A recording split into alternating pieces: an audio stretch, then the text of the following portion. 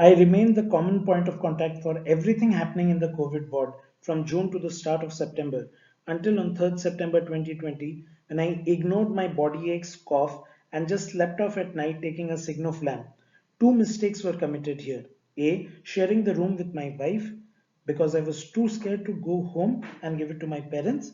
B. Neglecting my symptoms until matters worsened on 4th September and I had to get admitted to Holy Family Hospital, New Delhi with cough, fever, body ache, and giddiness.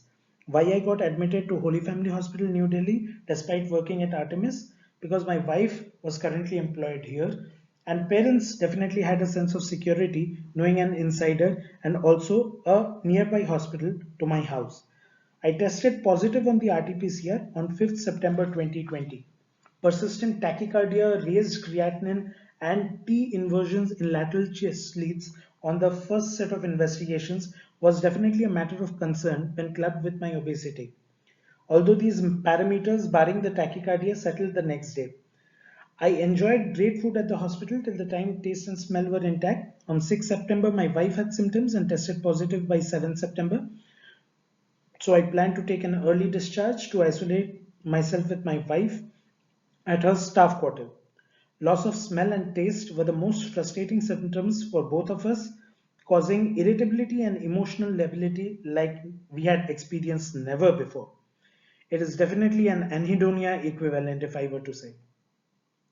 COVID has been a fabulous teacher. The quote by William Osler is up there for a reason. Doctors indeed usually make pathetic patients. Two extremes that predominantly exist are one, who know it all about their illness and do not seek timely care. Second are those who are too scared about what they know and go for an overkill rather. And I am guilty of traversing both these extremes during the course of this illness. From being ignorant about my symptoms in the beginning to anxiously popping steroids based on studies that I had just read. Support systems, undoubtedly in the form of friends, family, colleagues, are of paramount importance in helping one tide through the frustrating periods of isolation. Well, in my case, on a funny note though, my wife and I had never stayed together for so long, not even during our marriage and honeymoon period. Knowledge can prove to be a bane if it breeds overconfidence and a boon if it brings humility. And what better example than this pandemic situation where a virus of merely 1 micron size has humbled the entire globe with two important senses gone. Like most infants, we also found ourselves bringing everything near our nose. This should not be done, knowing for a fact that smell is a protective reflex. Also, that said, hygiene, diet, and exercise have forever been important and will continue to be so.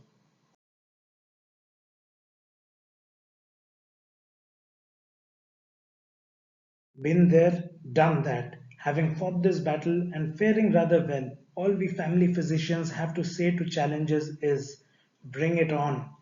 This wouldn't be an inappropriate time to look at COVID in the eye and push it 6 feet back, saying, शाखों से टूट जाए वो पत्ते नहीं हैं हम आधी से कोई कह दे कि औकात में रहे